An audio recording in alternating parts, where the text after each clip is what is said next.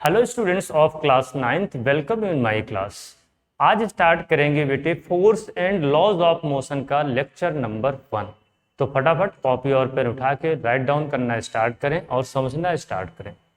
Force and second chapter आपके physics का, force and laws of motion. Force and laws of motion, चलिए note करिए। Force and laws of motion. Force and laws of motion में सबसे पहले हम discuss करने वाले हैं कि फोर्स एक्चुअल में होता क्या है। तो यहां पे राइट डाउन करें फोर्स। फोर्स देखिए, फोर्स क्या होता है बेटे। सबसे पहले जो फोर्स होता है वो आप समझ लीजिए कैसा इफेक्ट, एक इफेक्ट होता है और वो इफेक्ट क्या है, external effect. Force is external effect. Means किसी बॉडी में आप हैं, ये टैंक है, टैंक के अंदर आप जाके और फोर्स अप्लाई करना चाहें तो फोर्स नहीं लगेगा।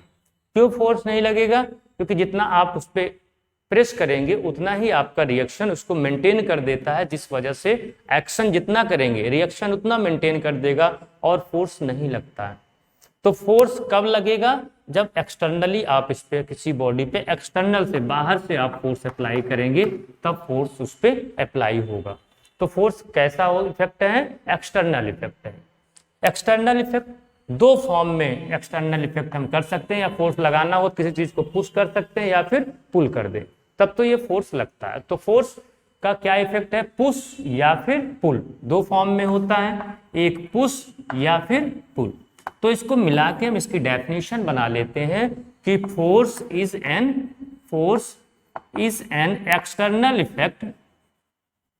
External effect in the form of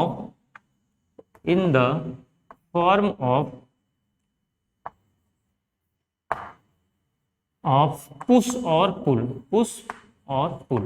ये दो फॉर्म में होता है, पुश फॉर्म में या फिर पुल फॉर्म में होता है।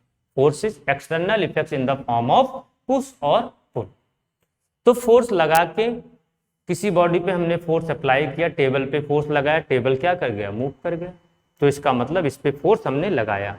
और कभी कभी ऐसा भी होता है कि फोर्स हमने लगाया, बॉडी मूव नहीं करा, तो इसका मतलब बॉडी पे फोर्स तो लगा, ट्राई टू मूव, बट वो मूव नहीं हुआ। मूव करने की कोशिश किया लेकिन मूव नहीं हुआ, लेकिन फोर्स उस पर लगा है। तो मीन्स फोर्स लगा के body external effect in the form of push और पुल। और ये जरूरी नहीं फोर्स लगाए और बॉडी मूव करते हुए भगले, नहीं, बॉडी ट्राई टू मूव करने की कोशिश भी कर सकती है। क्लियर है? तो फोर्स लगा के हमने देखा कौन कौन सा इफेक्ट जनरेट कर सकते हैं, ये हम नेक्स्ट टॉपिक पढ़ने वाले हैं। इफेक्ट ऑफ फोर्स लगा के कौन कौन सा इफेक्ट हम जनरेट कर सकते हैं, कौन सा इफेक्ट हम जनरेट कर सकते हैं। तो फोर्स लगा के सबसे पहले मूविंग बॉडी रेस्ट में और रेस्ट बॉडी मोशन में ला सकते हैं। Means the force can move the rest body. Force लगाने से कैन मूव करा सकता है रेस्ट बॉडी को, या ऐसे लिख सकते हैं द रेस्ट बॉडी या मूविंग बॉडी, नहीं sorry, the rest body becomes in motion by applying the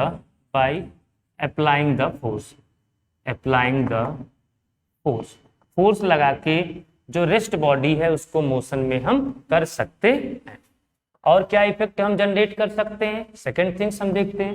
rest, देखिए, नहीं, moving body becomes in rest. Moving body becomes in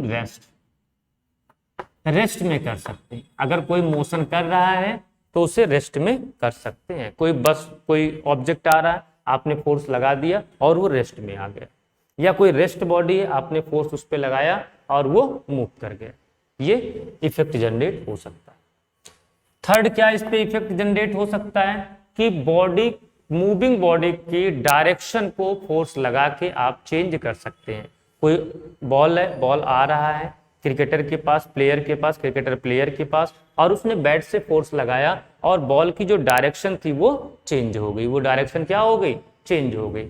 means force can change the direction of the moving body.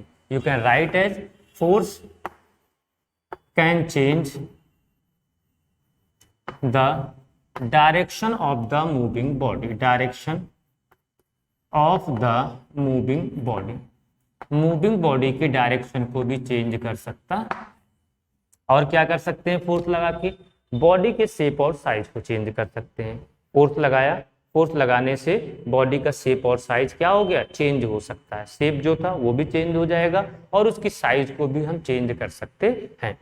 Means the force can change the shape and size of the moving body, to shape and size of the body, shape and size of the body, body के shape और size को भी हम change कर सकते हैं। तो ये इफेक्ट होता है फोर्स लगाने से। क्या क्या इफेक्ट हम जनरेट कर सकते हैं, तो आप इसे नोट डाउन करें। इसके बाद देखते हैं न्यू टॉपिक। नोट करें सभी बालक इसको। चलिए नेक्स्ट टॉपिक स्टार्ट करते हैं बेटे। Types of force.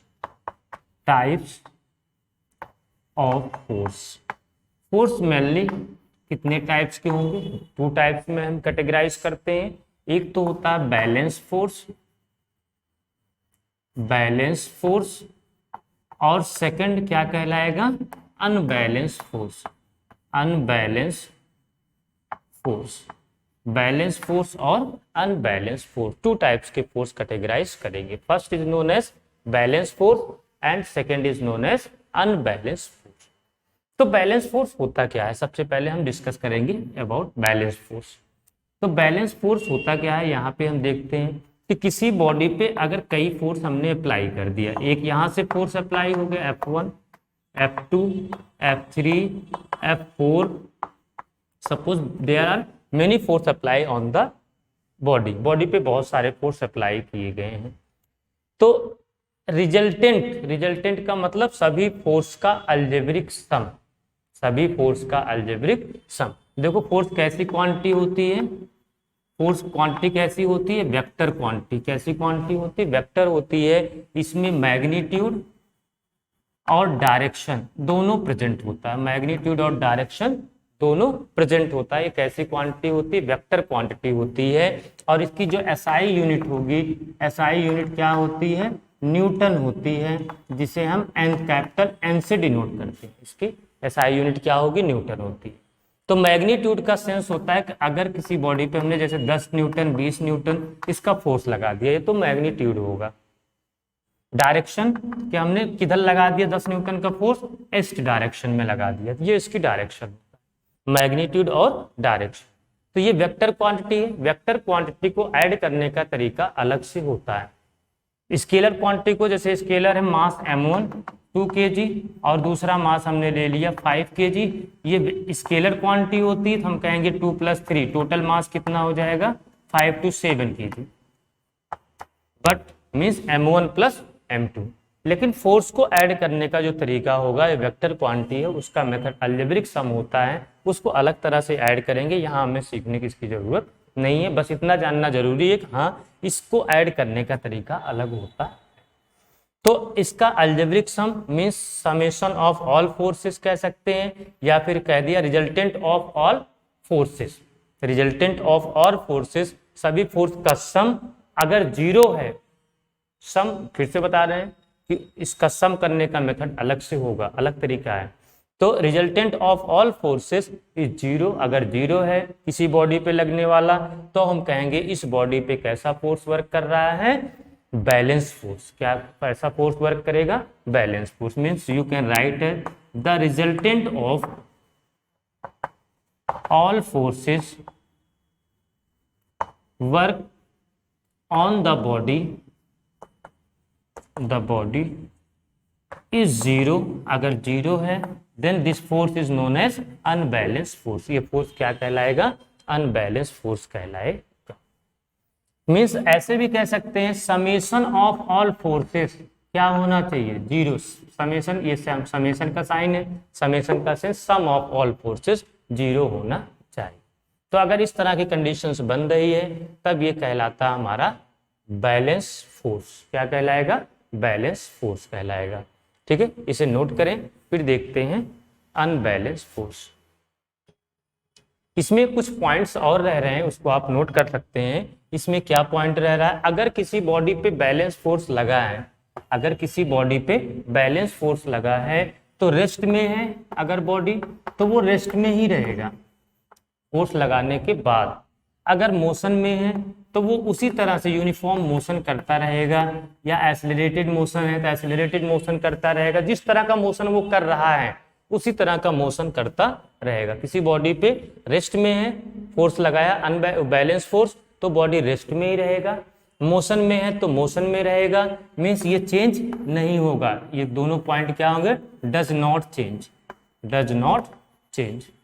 बट अगर हम बैलेंस फोर्स लगाते हैं तो by applying the balance force, by applying the balance force on any body, balance force on any body, अगर किसी बॉडी पे बैलेंस फोर्स लगा रहे हैं तो उसका शेप और साइज चेंज हो सकता है। क्लियर, ध्यान रखिएगा, the shape and size can be change, can be change, उसका शेप और साइज चेंज हो सकता है। तो ये पॉइंट आप ध्यान रखना। और लेकिन रेस्ट में है तो रेस्ट में रहेगा, मोशन में है तो वो मोशन में रहेगा। चलिए इसे नोट डाउन करें, इसके बाद देखते हैं अनबैलेंस फोर्स। चलिए न्यू टॉपिक डिस्कस, इसके बाद का topic unbalance force. Unbalance force होता क्या है बेटे, अगर किसी बॉडी पे हमने कई force, there are many individual force applied on any body but the resultant of all forces does not equal to zero. अगर इस सभी फोर्स का रिजल्टेंट जीरो नहीं है तो इस फोर्सेस को हम बोलेंगे अनबैलेंस फोर्स। क्या कहेंगे, unbalance force. Means the resultant of all forces, resultant of all forces works on any body, on any body does not equals to zero, does not equal to zero, zero के equal नहीं होता है तो कहलाएगा क्या, unbalance force. Means summation of all forces does not equals to zero, सभी force का sum zero नहीं है तो वो क्या कहलाएगा, अनबैलेंस फोर्स कहलाता है। अनबैलेंस फोर्स में ध्यान दे लीजिए कि अगर किसी बॉडी पे अनबैलेंस फोर्स लगा है तो बॉडी रेस्ट में है तो मोशन में हो सकता है, मोशन में है तो रेस्ट में हो सकता है, या फिर अगर वो किसी एक्सेलरेटेड मोशन में है तो हमने लगाया तब भी वो चेंज हो के रेस्ट में, या फिर उसकी जो मोशन की स्पीड है वो बदल सकती है। या किसी बॉडी यूनिफॉर्म मोशन में है, हमने क्या कर दिया, उस पर फोर्स लगाया तो वो एक्सेलरेटेड मोशन में आ सकता है। Means you can write at कि अगर रेस्ट में है तो मोशन में आ सकता है, मोशन में है बॉडी तो रेस्ट में आ सकता है, ये चेंज हो सकता पैरामीटर। और अगर यूनिफॉर्म मोशन में है तो वो एक्सेलरेटेड मोशन में कन्वर्ट हो सकता है, एक्सेलरेटेड मोशन में हो सकता है। मीन्स उसकी स्पीड कम ज्यादा भी हो सकती है। मीन्स चेंज क्या नहीं होगा यहाँ पे, ये सब पैरामीटर बदल जाते हैं लेकिन बदलता क्या नहीं है, बॉडी का शेप एंड साइज। अगर हमने कौन सा फोर्स लगाया, अनबैलेंस फोर्स लगाया तो बॉडी का शेप और size may not be change, change नहीं हो सकता है। If unbalance force applied on any body, on any body the shape and size may not be changed,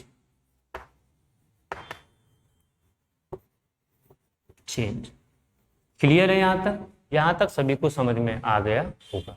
balance force, unbalance force आज हमने डिस्कस किया। क्या क्या डिस्कस किया, फोर्सेस क्या होते हैं, उसके इफेक्ट क्या है, और फोर्सेस के टाइप्स में बैलेंस और अनबैलेंस फोर्स होता क्या है और किस तरह से उसको हम लोग स्टडी करेंगे। तो बच्चों यहाँ तक ये टॉपिक आज फिनिश होता है। जो बचे हुए टॉपिक्स हैं नेक्स्ट लेक्चर में हम उसको डिस्कस करेंगे।